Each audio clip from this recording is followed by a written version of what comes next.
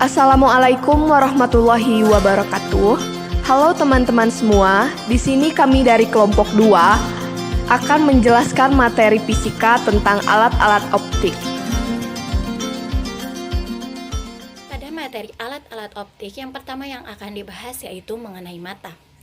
Mata adalah alat optik yang berfungsi sebagai indera penglihatan. Mata memiliki bagian-bagian penting yang tentunya memiliki fungsi yang saling mendukung. Nah, bagian-bagian mata tersebut yang pertama adalah kornea. Kornea adalah selaput atau lapisan luar bola mata yang tidak berwarna atau bening. Kornea sendiri berfungsi sebagai pelindung bagian dalam mata. Yang kedua ada pupil. Pupil adalah celah bundar di tengah iris. Pupil merupakan tempat lewatnya cahaya yang menuju ke retina dan berfungsi mengatur banyaknya cahaya yang masuk ke dalam mata. Yang ketiga ada iris. Iris adalah lapisan di depan lensa mata yang berwarna. Iris berfungsi mengatur lebar pupil sehingga cahaya yang masuk ke mata bisa dikendalikan. Yang keempat adalah lensa mata. Lensa mata adalah lensa bening di dalam bola mata yang berbentuk cembung. Fungsinya untuk memfokuskan cahaya atau bayangan benda agar tepat jatuh di retina. Yang kelima ada aqueous humor dan vitreous humor. Aqueous humor adalah cairan yang terdapat di antara kornea dan lensa mata. Vitreous humor terdapat di antara lensa mata dan retina.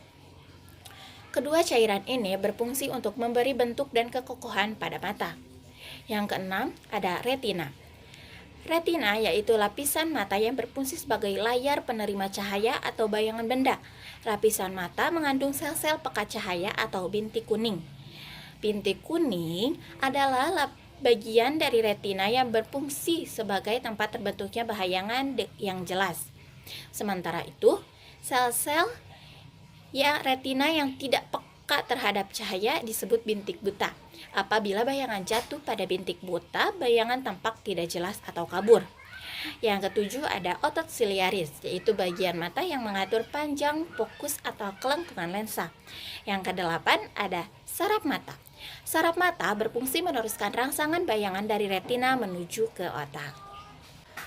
Selain bagian-bagian, dalam mata juga terdapat cacat mata. Cacat mata yang pertama yaitu ada miope atau rabun jauh dengan ciri-ciri yang pertama yaitu jarak terdekat yang dapat dilihat oleh mata kurang dari 25 cm.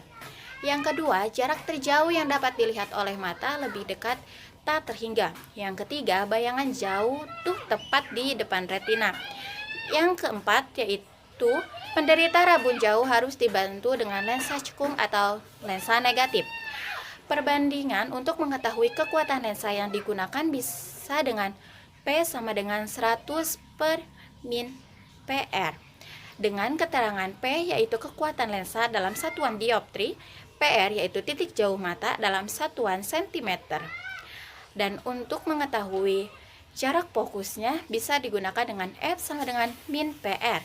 Dengan ketentuan yaitu F merupakan jarak fokus dengan satuan meter. Yang kedua ada hipermetropi atau rabun dekat dengan ciri-ciri jarak terdekat yang dapat dilihat oleh mata yaitu lebih dari 25 cm. Lalu jarak terjauh dapat dilihat oleh mata terletak jauh tak terhingga. Yang ketiga ada bayangan jatuh di belakang retina. Yang keempat, penderita rabun dekat harus dibantu dengan lensa cembung atau lensa positif. Untuk mengetahui kekuatan lensa yang digunakan pada penderita rabun dekat, bisa digunakan perbandingan P sama dengan 4-100 per PP. Dengan ketentuan, PP merupakan titik dekat mata dengan satuan cm. Lalu, P kekuatan lensa dalam satuan dioptri. Sedangkan untuk mengetahui jarak fokusnya bisa digunakan F sama dengan PP dikali 25 per PP min 25. Dengan ketentuan F yaitu jarak fokus dalam satuan sentimeter. Yang kedua ada kamera. Kamera tersusun dari susunan lensa-lensa cembung dan di antara lensa-lensa tersebut terdapat diafragma. Diafragma berguna untuk mengatur banyak sedikitnya cahaya yang masuk ke kamera. Film tersebut berfungsi menangkap dan merekam bayangan benda.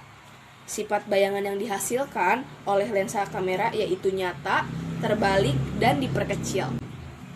Sebelum dikenal kamera digital, dahulu hanya dikenal kamera manual yang menggunakan flat film. Pada kamera manual ini, bayangan benda jatuh pada flat film yang dapat diproses menjadi gambar. Selanjutnya,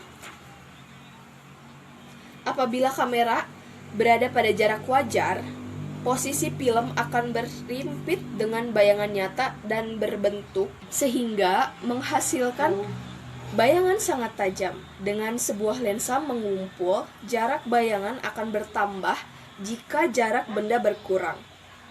Benda didekatkan ke kamera ini dilakukan dengan cara memutar lensa dalam pantulan yang beralur.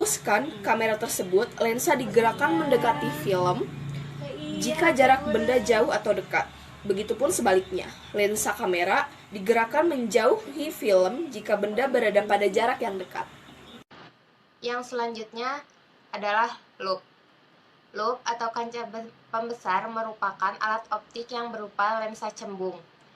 Alat optik ini berfungsi untuk memperbesar sudut pandang.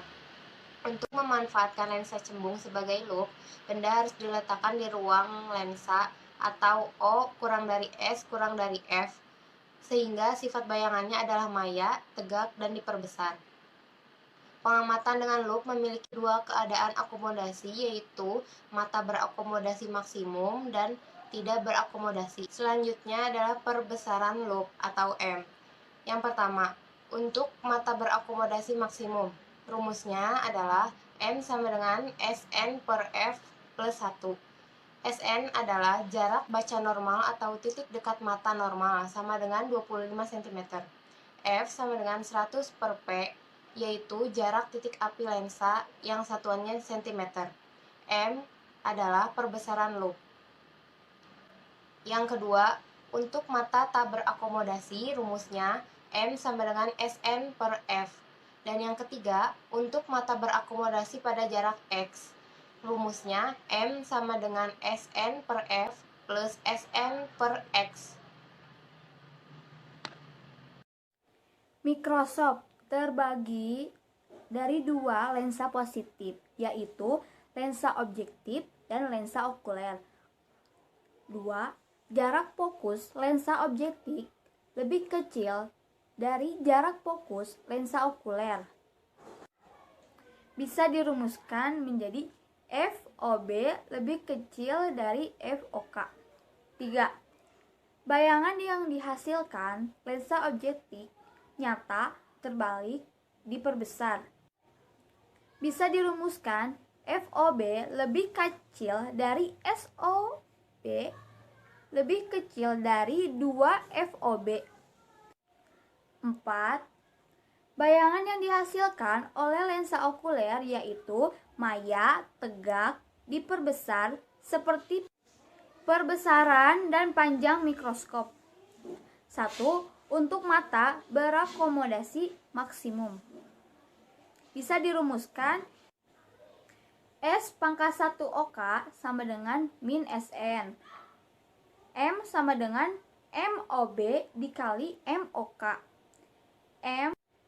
M sama dengan S pangkat 1 OB per SOB dikali Sn per FOK ditambah D sama dengan S pangkat 1 OB ditambah SOK.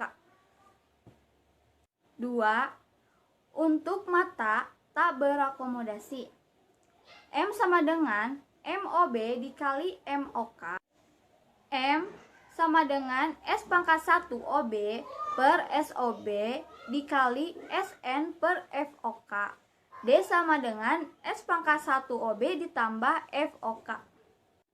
M bisa diartikan perbesaran mikroskop total. SOB bisa diartikan jarak benda terhadap lensa objektif. S pangkat 1 OB bisa diartikan jarak bayangan terhadap lensa objektif. FOK bisa diartikan jarak fokus lensa okuler. D bisa diartikan panjang mikroskop. SOK bisa diartikan Jarak benda terhadap lensa okuler. S pangkat 1 OK bisa diartikan jarak bayangan terhadap lensa okuler. MOB bisa diartikan perbesaran lensa objektif. MOK bisa diartikan perbesaran lensa okuler. Selanjutnya yaitu D. Teropong atau teleskop. Teropong atau teleskop alat optik yang digunakan untuk melihat benda-benda yang sangat jauh agar terlihat lebih dekat dan jelas. Ada dua jenis teropong, yaitu teropong bias dan teropong pantul. 1.